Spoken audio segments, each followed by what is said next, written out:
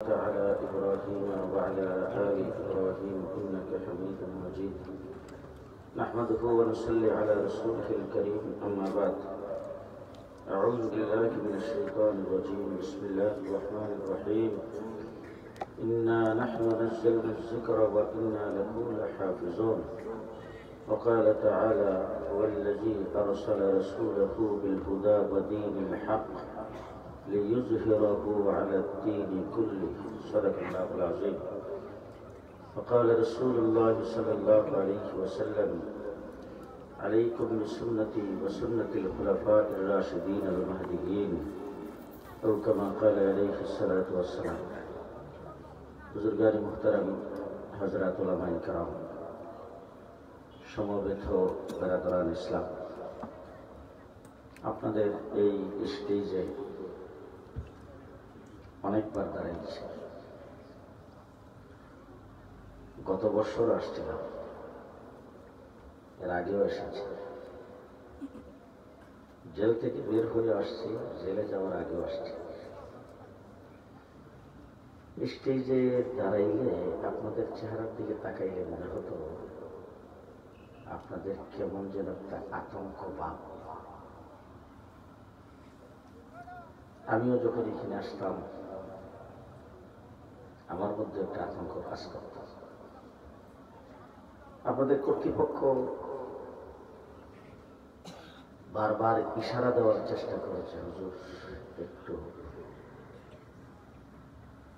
আজকে আপনাদের স্টেজে দাঁড়াইছি স্বাধীন সার্বভৌম বাংলাদেশে।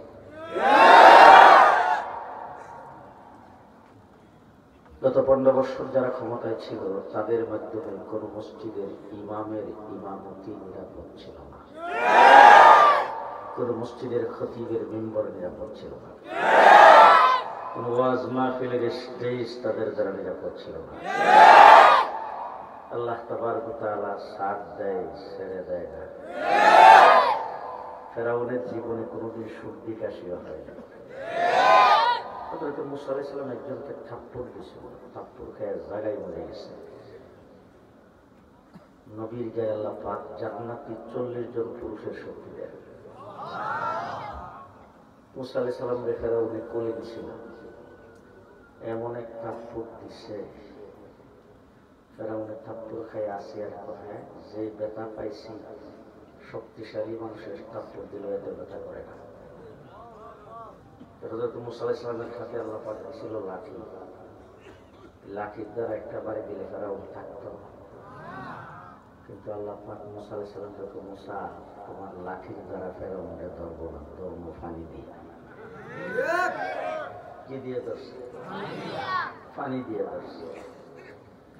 হযরত ইব্রাহিম আলাইহিস সালাতু ওয়াস সালামকে যখন নমরুদ আগুনে ফেলাইছে, আগুনও বলছিল যে ধর্ম। আল্লাহ আগুন রেখে চোখ বাউন্ডারির বাইরে যেতে পারবে না। ইচ্ছা করলে নমরুদে যে আগুন জ্বালাইছিল, সে আগুন দিয়ে ফেরাউনের বাড়ি ঘর রাজপ্রসাদ সব জ্বালায় হেরে সুদ্ধা যে পারত না। আল্লাহ রাব্বুল আলামিন ডাক দিয়ে রাত মশা দিয়ে ধরুন। কি দিয়ে ধরছে? আব্রাহা বাদশাহ বাইতুল্লাহ শরীফ ধ্বংস করার জন্য আসছে। ছোট ছোট কিছু একটা কথা বলবো, ছোট ছোট ভালো করে শুনিয়ে থাকে। আব্রাহা বাদশাহ বাইতুল্লাহ শরীফ ধ্বংস করার জন্য আসছে। আয়েশা তার সঙ্গ ভঙ্গ আব্দুল মুত্তালিব এবং কুরাইশের বেড়া বকরিগুলি ধরে নিয়ে গেছে। উদ্দেশ্য ছিল বেড়া বকরির উদ্দেশ্যে আব্দুল মুত্তালিব অথবা এলাকার নেতারা আমার সঙ্গে কথা বলতে আসবে, তখন তাদের সঙ্গে একটা দফা করবো, যাতে তারা আমাদের সঙ্গে যুদ্ধ না করে। আব্দুল মুত্তালিব ঠিকই আছে। আসার পরে আব্রাহা বাদশাহ নিয়ে সুন্দর করে সামনে বসাইছে। আসেন আসেন আসেন, আদর যত্ন করে সামনে বসাইছে। বসাইবার মাত্র আব্দুল মুত্তালিব কয়, আপনার লোকজন আমার বেড়া বকরিগুলি বেড়ে নিয়ে আসছে, এগুলি দিয়ে দেন। আরে বাবা, আপনি না ঘরের মুতাওয়াল্লি, সেই ঘরটা ভাঙার জন্য আসছে, এই ব্যাপারে আপনার কোনো বক্তব্য নাই? তো ঘরের মালিক আমি না, ঘরের মালিক আমি না। যিনি ঘরের মালিক তিনি ঘরের ব্যাপারে চিন্তা করবেন, আমি বেড়া বকরির মালিক, এটি দিয়ে দেন। আব্রাহা বাদশাহ মনে করছে বড় খুশির সংবাদ, কারণ বেড়া বকরিগুলি নিয়ে যাবে, ঘরের মালিক না, তাহলে তো ঘর ভাঙতে আর কোনো বাধা নাই। যে আব্দুল মুত্তালিব বেড়া বকরি করে নিয়ে এসে তার বংশের লোকজনকে ডেকে বলছে, সবাই আসো দেখে বাড়ি ঘর সাইরা সব পাহাড়ের উপর উঠে দেখো আল্লাহর ঘর আল্লাহ কেমনে হেফাজত করে। পাহাড়ের উপর যায় সবাই তীক্ষ্ণ দৃষ্টি দিয়ে তাকাইছে। কিছুক্ষণ পরে দেখে 150 ওজনের পাখি আল্লাহ পাঠাইছে। এক একটা ওজন 150, এক একটা পাখির সাথে 3টা করে গেল। ঘুমাই গেছেন আপনারা? আমি জিন্দা মানুষের সঙ্গে কথা বলতেছি না? জিন্দা আছেন তো? এক একটা পাখির সঙ্গে 3টা করে গ্যানেট। এক একটা গ্যানেটের পরিমাণ হলো, আকার হলো কলই দানার সমান। একটা ঠোঁটের আগায় আর 2টা 2 পাকার নিচে। আলাম তারা কাইফা ফাআলা রাব্বুকা বিআসহাবিল ফিল আলাম ইয়াজআল কাইদাহুম ফি তাদলিল ওয়া আরসালা আলাইহিম তায়রান আবাবিল। উপর দিক দিয়ে এসে position ready, commander in chief কাটা কে? আস্তে করে আস্তে আল্লাহ। কমান্ডার ইন চিফ কে? আল্লাহ। পজিশন রেডি, যেইখানে আব্রাহা বাদশা বসে ready go left right. Allah ডাকিয়ে তারমিহিম বিহিজারাতিন মিন সিজ্জিল। বোম্বিং শুরু। বাস উপর থেকে বোম্বিং শুরু। যেখানে রেড ফ্ল্যাগ কইছে উপর থেকে বোম্বিং শুরু হয়েছে। বোম্বিং এর পরে কি হয়েছে? ফাজআলাহুম কাআসফিন মাকুর। একটা গোড়ার সামনে যদি আম পাতা, জাম পাতা, কাঁঠাল পাতা, কতগুলি পাতা একত্রিত করে যদি রাখা হয়, গোড়াটা যদি সবগুলি পাতা একত্রিত করে মুখের ভিতরে দিয়ে ভালো করে চাবায় গিলার আগ মুহূর্তে যদি আবার ফিরিয়া ভূমি করে রাখে, কোনটা আম পাতা, কোনটা জাম পাতা, কোনটা কাঁঠাল পাতা এর যেমন চেনা যাবে না, বম্বিং এর পরে দেখা গেছে কোনটা হাতির গোশত আর কোনটা মানুষের গোশত, কোনটা হাতির হাড় আর কোনটা মানুষের হাড় চেনা যায় না। কে করেছে? আল্লাহ। জি আল্লাহ। স্লোগান বড় সুন্দর, ভিশন 41। ভিশন 41। আল্লাহ ডাক দিয়ে থাম, ভিশন 24। ঘুমাই গেছে? ভিশন 41 নয়, ভিশন 24। আল্লাহ রাব্বুল আলামিন বলেন, আব্রাহা বাদশাকে ধ্বংস করেছি আবাবিল পাখি দিয়া। বিএমপি 21 তারিখে মার খাইছো, থামো। হেফাজতে ইসলাম জেল জুলুম খাটতেছ, চুপ থাকো। জামাত ইসলামী তোমাদের অনেক ফাঁসির কাছে জুলাই দিয়েছে, তোমরা ঘরের ভিতরে যাও। আমি আল্লাহ ছাত্রদের নামাইতেছি।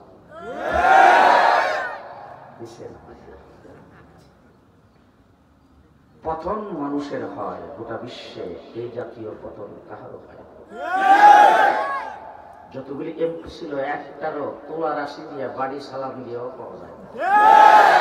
কি এর মৌলবি আর কে টুপিদারিওয়ালা, সব সুদ্ধা। আরে মসজিদের ইমাম তাদেরকে সমর্থন করেছে, ইমামের খবর নাই। কোন মাদ্রাসার মুহতামিম তাদেরকে সমর্থন করছিল, তাদের চাটকার ছিল, নিজেরও খবর নাই। সবগুলি গর্তের ভিতরে উঠে গেছে।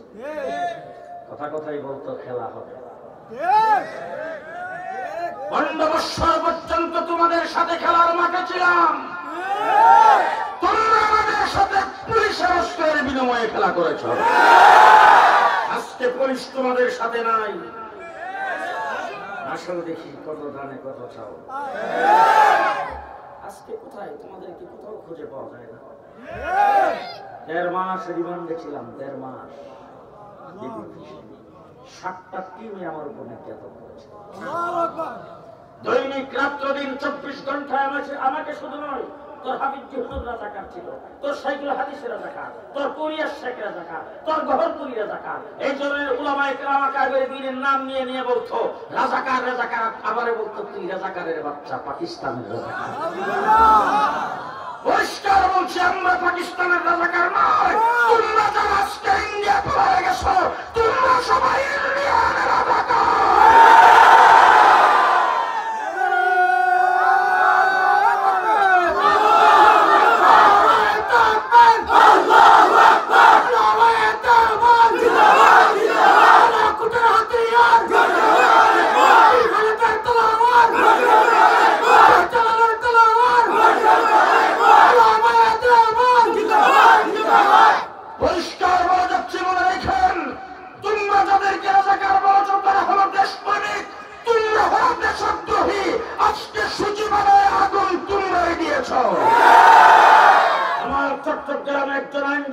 জবাই করে তোমরা হত্যা করেছ।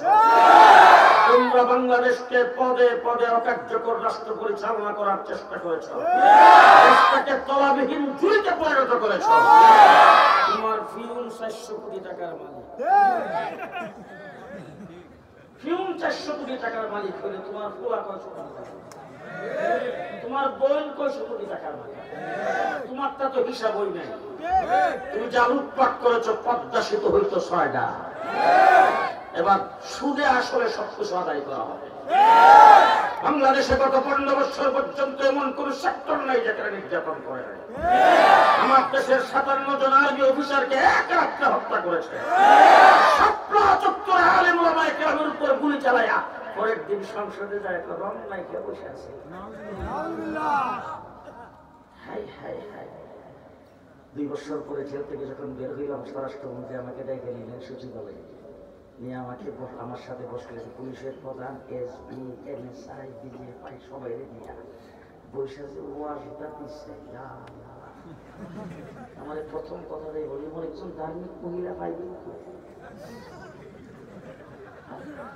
মাথার কাপড়টা পরে না, এতটুকু পর্যন্ত ব্লাউজ পরে, 5 ওয়াক্ত নামাজ টাইম মতো পড়ে, তাহাজ্জুদ কোনোদিন কাজা করে না, ফজরের নামাজের পরে কোরআন তেলাওয়াত না করে কোনো কামই করে না। যখন এই কথাগুলি বলতেছিল তখন আমার কোরআন শরীফের একটা আয়াত বারবার মনে হইতেছিল যে আল্লাহ পাক 1400 বছর আগে তো হাসিনার কথা কইছিলেন। ومن الناس من يقول آمنا بالله وباليوم الآخر। আল্লাহ রাব্বুল আলামিন বলেন, তোমাদের মধ্যে থেকে কিছু সংখ্যক লোক আছে যারা আল্লাহর উপর ঈমান আছে, আখিরাতের দিনের উপর ঈমান আছে। এবার আপনারা বলুন তো, আল্লাহর উপর যারা ঈমান আনে, আখিরাতের উপর যারা ঈমান আনে, তাদেরকে কি বলবেন? ঈমানদার না? তারা হলো ঈমানদার, কথা বলেন, তাই তো মুসলমান। আল্লাহ রাব্বুল আলামিন বলেন, শোনো, ওয়ামা হুম বিমুমিনিন, আসলে তারা বেঈমান। আসলে তারা কি বেঈমান? কেন বেঈমান? এটা আল্লাহ পাক বলেন, ইউখাদিউনা আল্লাহ ওয়াল্লাযীনা আমানু। এতটুকু পর্যন্ত ব্লাউজ লাগাইয়া আর মাথার মধ্যে মানে কাপড় দিয়া, এরপরে হাতের মধ্যে ফিটি বানিয়ে হাতে তসবিহ সরা নিয়ে এরা আল্লাহরও ধোঁকা দিতে চায়, আল্লাহর ঈমানদারকে ধোঁকা দিতে চায়।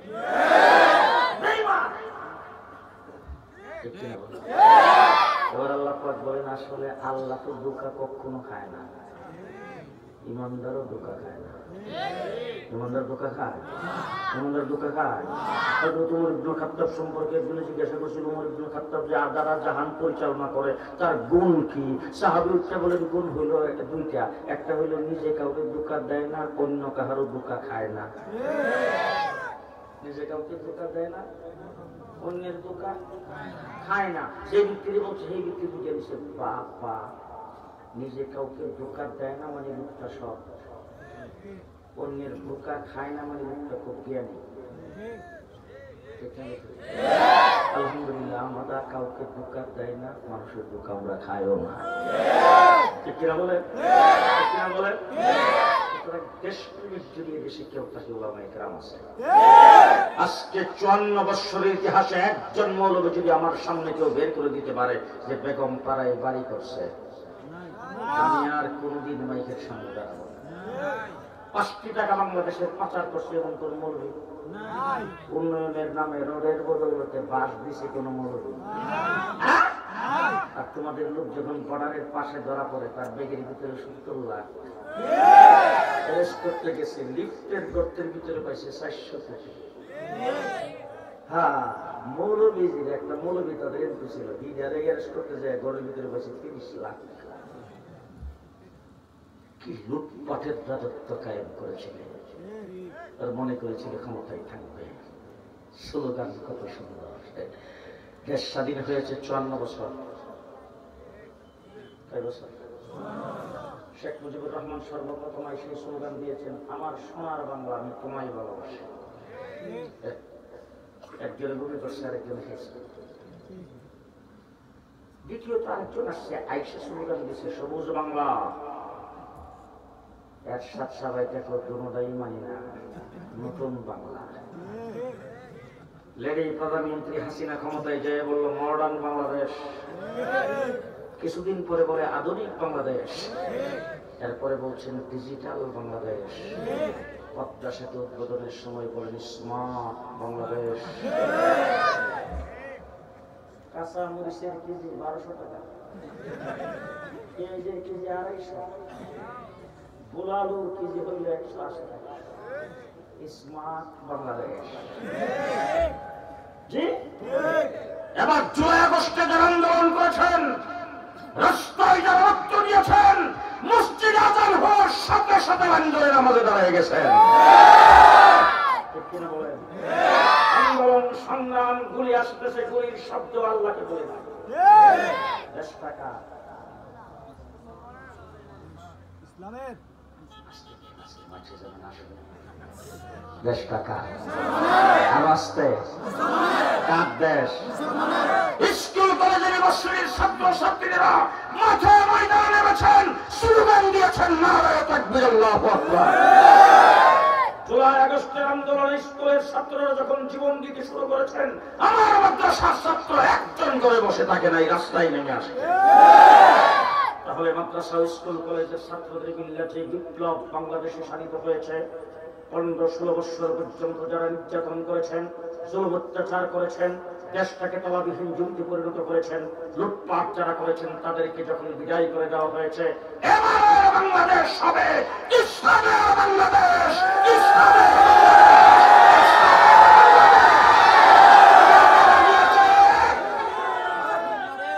রাজি আছেন সবাই?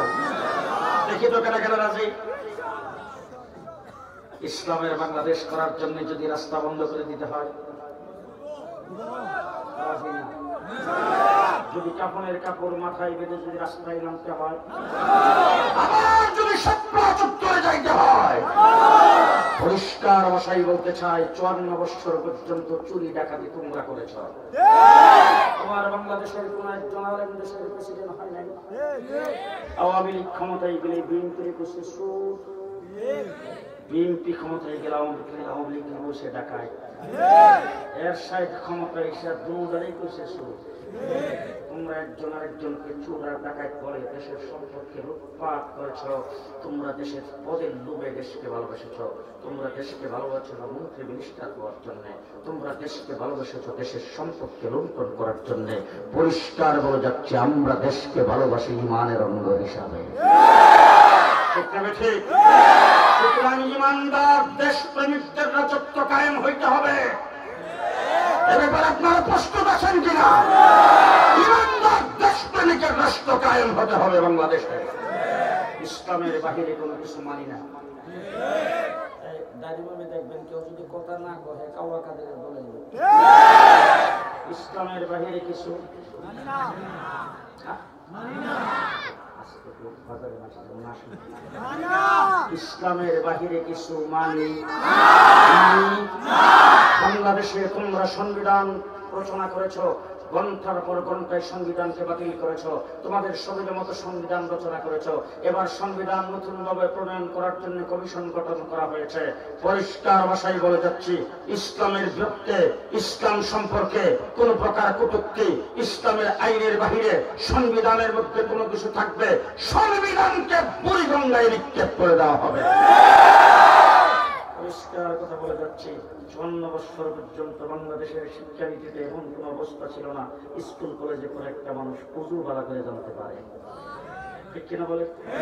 আমার দেশের মন্ত্রী মিনিস্টার ডাক্তার প্রফেসর ইঞ্জিনিয়ার যখন ইন্তেকাল করে, তখন তাদের জানাজার মধ্যে একজন যাইয়া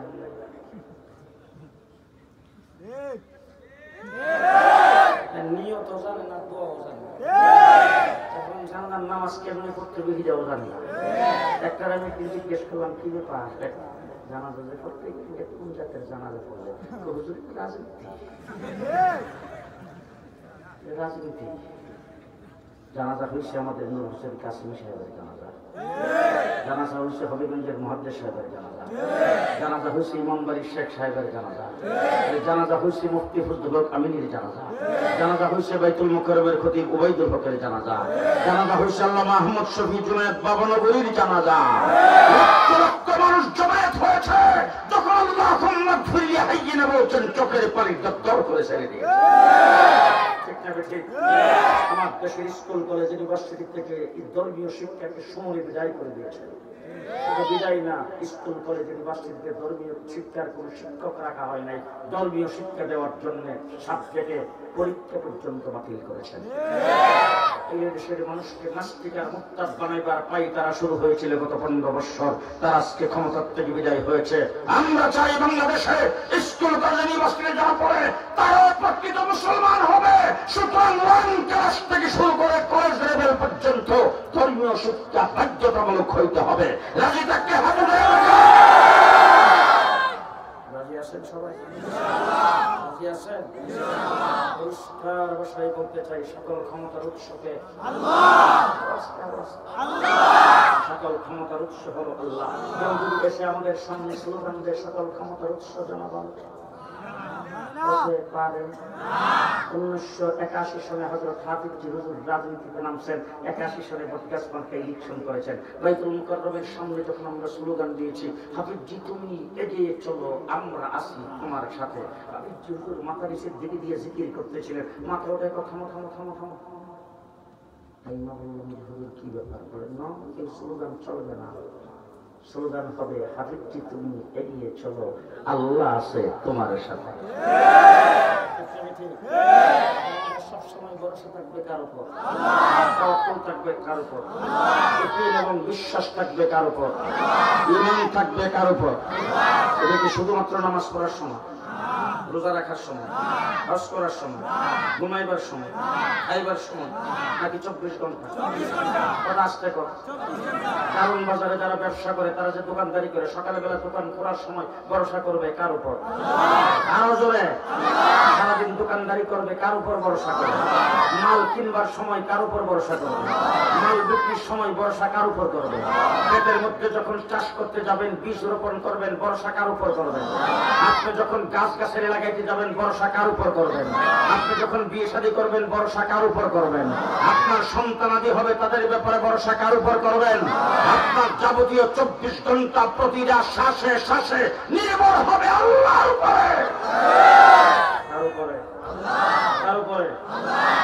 প্রধানমন্ত্রী শেখ হাসিনা ক্ষমতায় এসে আমার বাংলাদেশের সংবিধানে সর্বপ্রথম লেখা ছিল এই রাষ্ট্রের ভিত্তি হবে আল্লাহর উপর পূর্ণ আস্থা ও বিশ্বাস। এটাকে সমূলে বিদায় করে দিয়েছেন। পরিষ্কার ভাষায় বলতে চাই, গত 15 বছর দেশের রাষ্ট্রীয়ভাবে ঈমান আল্লাহর উপর ছিল না। রাষ্ট্রীয়ভাবে আমরা বেঈমান ছিলাম। যদি দারুন বাজারে এই তাফসীর মাহফিল না হতো, আল্লাহ গজব দিয়ে শেষ করে দিতেন। আমরা যখন আল্লাহ এবং আল্লাহ রাসূলের কথা বলি, তখন তোমাদের গাত্র দেওয়া হয়। আমরা জিহাদের কথা বললে তোমরা আমাদেরকে বলছো সন্ত্রাসী। বরং তোমরা যাদেরকে সন্ত্রাসী করেছ, গত 15 বছরে তোমরা যে সন্ত্রাস করেছ, পৃথিবীতে সন্ত্রাস কেউ করে নাই। সুতরাং সন্ত্রাসের দায়ে যদি কোনো সংগঠন নিষিদ্ধ হয়, তোমাদের সংগঠন নিষিদ্ধ হবে। আমার এই মাটি আমার, আমরা এই দেশেরই সন্তান। আমরা কি দেশে গর্জা মাটি? আমরা কি দেশে বাঁধেন না? আমরা বাঁধাই না, গর্জা মায় না, শ্বশুর বাড়িতেও থাকি না, নিজের বাড়িতে থাকি।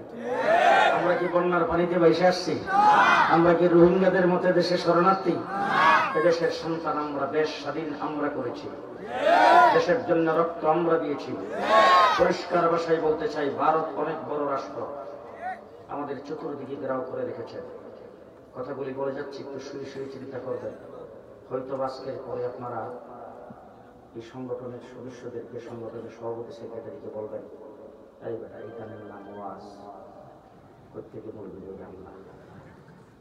100 বার বললেন, কিন্তু কথাগুলি ভালো করে মনে রেখেন। আমি আপনাদের সামনে নামাজের ওয়াজ করতে পারবো, রোজার ওয়াজ করতে পারবো, আমি আপনাদের সামনে সুবহানাল্লাহর ওয়াজ করতে পারবো, আলহামদুলিল্লাহর ওয়াজ করতে পারবো, আমি অনেক কোরআন তেলাওয়াত করলে সওয়াব সেইগুলি বলতে পারবো। কিন্তু আপনার সর্বপ্রথম হেফাজতের দরকার ঈমান। 2 নম্বরে হেফাজতের দরকার রাষ্ট্র। আমার দেশটা যতদিন পর্যন্ত মুসলমানের দেশ থাকবে, আজকের তফসির মাহফিল ঠিক থাকবে।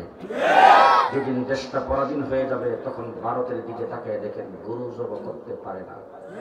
ফ্রিজের ভিতরে গরুর গোশত রাখার কারণে মুসলমানকে পিটিয়েছেন।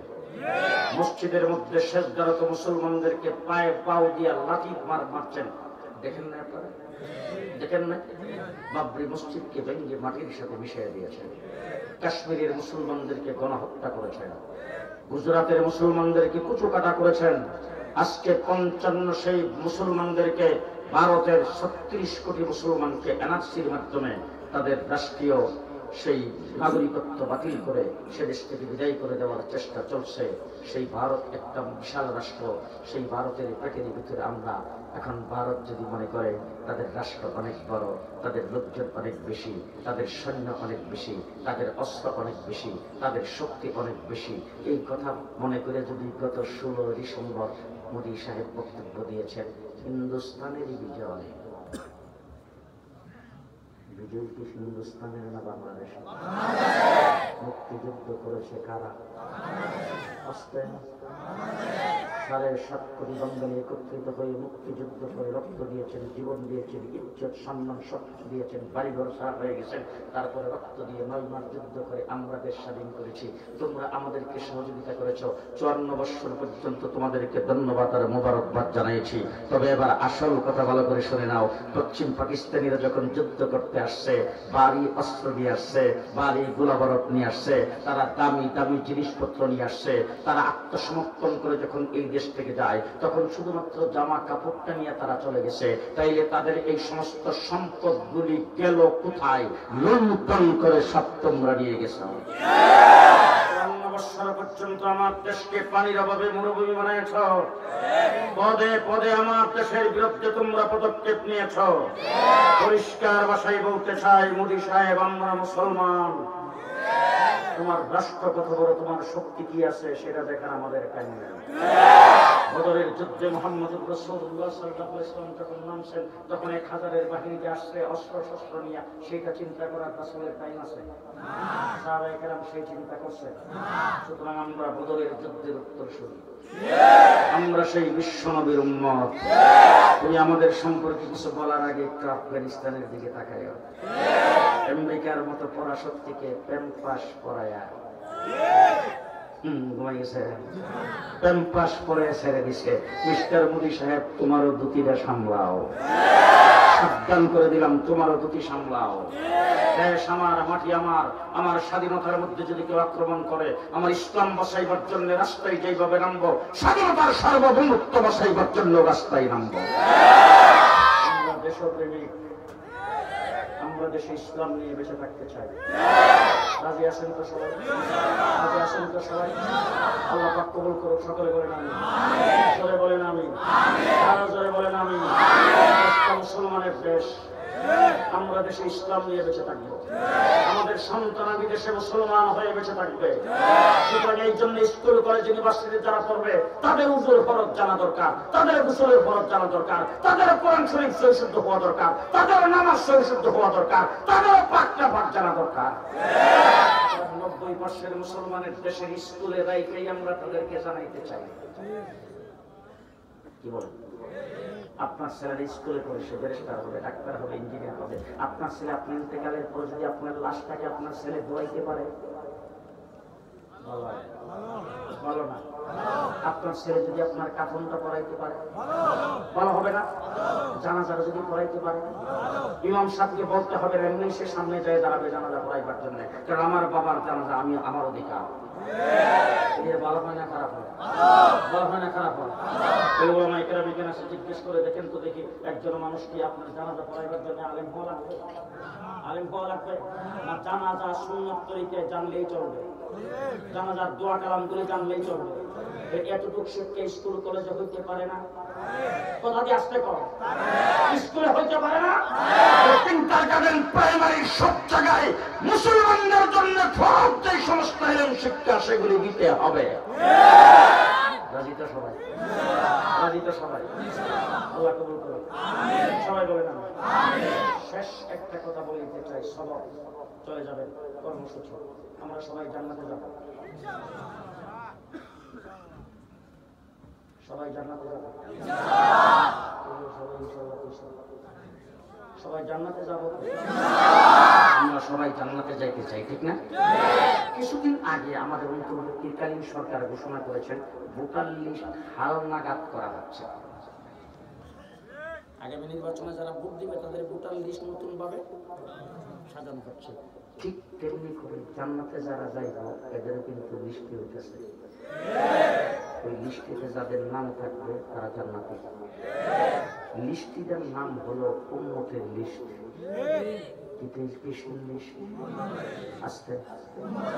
উম্মতের লিস্ট, উম্মতের লিস্টিতে যাদের নাম থাকবে এর ঠিকানা আস্তে জান্নাত। উম্মতের লিস্টিতে নাম নাই দেশের প্রেসিডেন্ট, প্রধানমন্ত্রী, কোটি কোটি মিলিয়ন ডলারের মালিক, 460টা মসজিদ বানিয়েছে,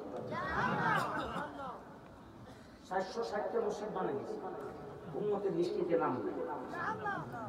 আসতে কথা মুহাম্মদুর রাসূলুল্লাহ সাল্লাল্লাহু আলাইহি ওয়াসাল্লামকে কতবার জীবনে তুলে নিছে তার কোনো হিসাব নাই।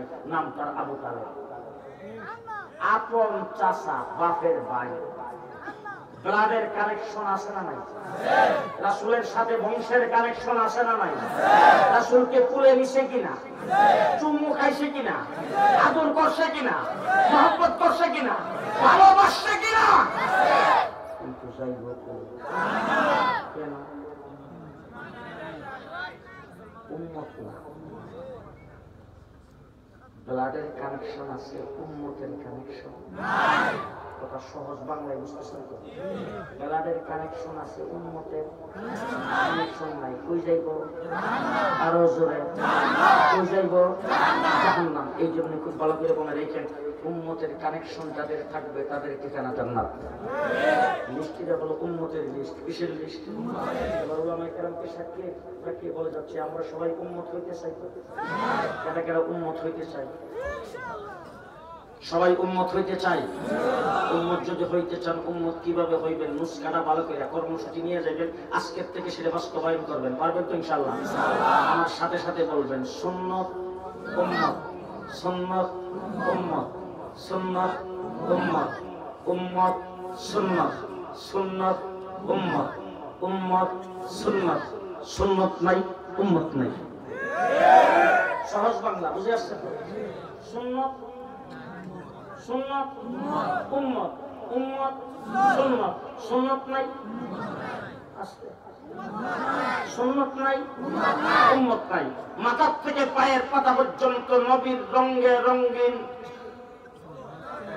তোমার দোকানদারি চলবে নবীর তরিকায়, তোমার সরদারি চলবে নবীর তরিকায়, তোমার খেলাধুলা চলবে নবীর তরিকায়, তোমার শিক্ষা সংস্কৃতি চলবে নবীর তরিকায়, তোমার কৃষ্টি কালচার হবে নবীর তরিকায়, তোমার আত্মীয়তা হবে নবীর তরিকায়, তোমার বিবাহ শাদী হবে নবীর তরিকায়, তোমার অনুষ্ঠান হবে নবীর তরিকায়, তোমার দাওয়াত হবে নবীর তরিকায়, তোমার মেহমানদারি হবে নবীর তরিকায়, তোমার যত কিছু আছে সবকিছু হবে নবীর তরিকায়, তোমার মেম্বারের চেয়ারম্যান হবে নবীর তরিকায়, তোমার এমপিগিরি হবে নবীর তরিকায়, তোমার রাষ্ট্র পরিচালনা হবে নবীর তরিকায়, তোমার ব্যবসা বাণিজ্য হবে নবীর তরিকায়, তোমার চাকরি নকরি হবে নবীর তরিকায়। যদি নবীর তরিকায় সবকিছু করতে পারেন, রাসূলুল্লাহ সব থেকে বলবে আমার উম্মত।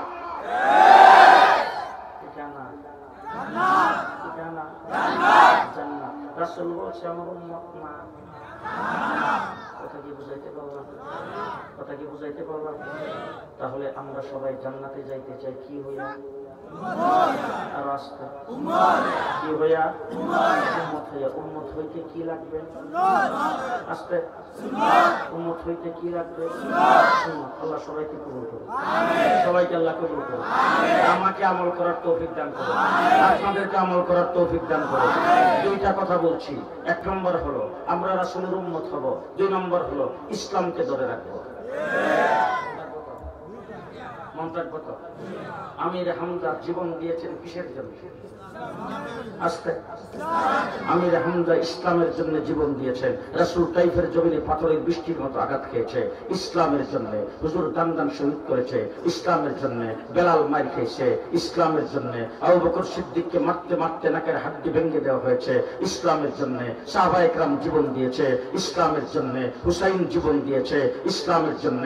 বালাকোটের ময়দানে সৈয়দ আহমদ বেরলভী শাহ ইসমাইল শহীদ জীবন দিয়েছে ইসলামের জন্য, হাফেজ জামিল শহীদ শামিলের যুদ্ধে জীবন দিয়েছে ইসলামের জন্য, শাইখুল হিন্দ নির্যাতন ভোগ করেছেন ইসলামের জন্য, হুসাইন আহমদ বাদল নির্যাতন ভোগ করেছেন ইসলামের জন্য, আমাদের হযরত মুফতি ফজলুল হক আমিনী হাইকোর্টের বিচারপতিদের বিরুদ্ধে ফতোয়া দিয়েছেন ইসলামের জন্য, জেল জুলুম নির্যাতন উলামায়ে কেরাম ভোগ করেছেন ইসলামের জন্য।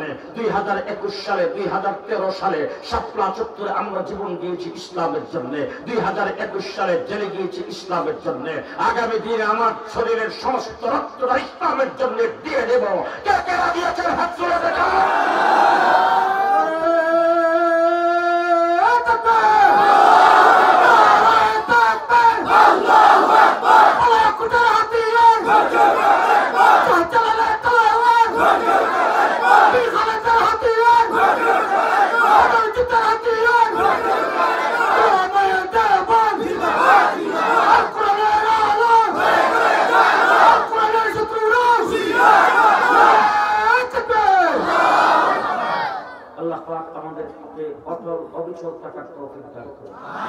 আমাদের ঈমানকে আল্লাহ মজবুত করে দেন, গুনাহ মুক্ত জিন্দেগি আমাদেরকে দান করুন। আল্লাহ খাস বান্দাদের কাতারে আমাদের নামটা লিস্টিতে উঠে দেন। হযরত আকরাম সাল্লাল্লাহু আলাইহি ওয়াসাল্লামের উম্মত হিসাবে আমাদের সেই লিস্টিতে জায়গা দেন। আলহামদুলিল্লাহ রাব্বিল আলামিন, ওয়াসসালাতু ওয়াসসালামু আলা সাইয়্যিদিল মুরসালিন ওয়া আলা আলিহি ওয়া আসহাবিহি আজমাইন। ربنا ظلمنا أنفسنا وإن لم تغفر لنا وترحمنا لنكونن من الخاسرين. ربنا آتنا في الدنيا حسنة وفي الآخرة حسنة وقنا عذاب النار. يا الله يا أرحم الراحمين, আয় আল্লাহ এই সংগঠনকে তুমি কবুল করো। আল্লাহ এই সংগঠনের কর্মীদেরকে কবুল করো। আজকের থেকে প্রায় 35-36 বছর আগে যারা এই সংগঠন করেছিলেন, যাদের দ্বারা এই সংগঠনের উৎপত্তি, তাদের মধ্যে যারা কবরে চলে গেছেন তাদের কবরকে জান্নাতের বাগান বানায় দাও। বর্তমানে যারা সংগঠনের সাথে জড়িত আছে তাদেরকে দ্বীনের খাদেম বানায় দাও। দেশ বিদেশ থেকে টাকা পয়সা দিয়ে যারা সাহায্য করে তাদেরকে কবুল করো। তাদের দান সদকাকে সদকায়ে জারিয়া হিসেবে কবুল করো। আল্লাহ এই সংগঠনের একটা মজবুত ফান্ডের ব্যবস্থা করে দাও। এই সংগঠন শুধু এই তাফসীর মাহফিল নয়, আল্লাহ সমাজের মানুষের সেবা করতে পারে, দ্বীনের সেবা করতে পারে, গরিব ইতিমদের সেবা করতে পারে, সেই তৌফিক তুমি দান করো। আল্লাহ আমাদের জিন্দেগীর গুনাহগুলি মাফ করে দাও, আমাদের মুর্দেগানকে মাফ করে দাও, বিমারীদের শিফা করে দাও, হাজতমন্দের হাজত পুরা করে দাও। আল্লাহ আমাদের কামাই রুজিতে বরকত দাও, অভাবীদের অভাব অনটন দূর করে দাও, পেরেশান হালদের পেরেশানি দূর করে দাও, আসমানি জমিনি বালা মুসিবত থেকে হেফাজত করো। কেউ যদি কোনো আযাব আর গজবের মধ্যে থাকে তাকে উদ্ধার করে দাও।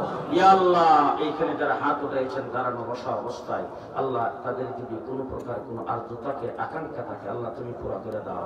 কেউ যদি খাস কোন মকসুদ নিয়ে হাত উঠায় থাকে তার দিলের মকসুদ পুরা করে দাও। আল্লাহ এখানে যারা উপস্থিত হয়েছেন অধিকাংশ যুবকদেরকে তুমি খালিদ বিন ওয়ালিদের মতো বানায় দাও, হযরত আলীর মতো বানায় দাও, হাসান হুসাইনের মতো বানায় দাও, সাহাবায়ে কেরামের জিন্দেগীর মতো তাদের জিন্দেগীকে বানায় দাও। আল্লাহ তুমি তোমার হাবিবের খাঁটি উম্মত আমাদেরকে বানায় দাও। তোমার খাস বান্দাদের কাতারে আমাদেরকে শামিল করে নাও। ইয়া আল্লাহ বারবার মক্কা মদিনা জিয়ারত করার তৌফিক দাও। আল্লাহ ইসলাম নিয়ে টিকে থাকার তৌফিক দাও। আল্লাহ আল্লাহ দ্বীনের খাদিম হিসেবে কবুল করো। এই দেশের প্রতি তুমি রহমত নাজিল করো। গজব আর আযাব থেকে এই দেশকে তুমি হেফাজত করো। বাংলাদেশের জমিকে আল্লাহ তুমি ফসল বাড়ায়া দাও, গাছ গাছালিতে ফল ফলাদি বাড়ায়া দাও, পানির মধ্যে মাছ বাড়ায়া দাও। ইয়া আল্লাহ আমাদের একে অপরের মহব্বত এবং ভালোবাসা জড়ায়া দাও। ইয়া আল্লাহ আমরা সবাই ঐক্যবদ্ধ হয়ে থাকতে পারি সে তৌফিক দান করো। রব্বানা তাকাব্বাল মিন্না ইন্নাকা আনতাস সামিউল আলিম ওয়া তুব আলাইনা ইন্নাকা আনতাত তাওয়াবুর রহিম বিরহমাতিকা ইয়া আরহামার রাহিমিন।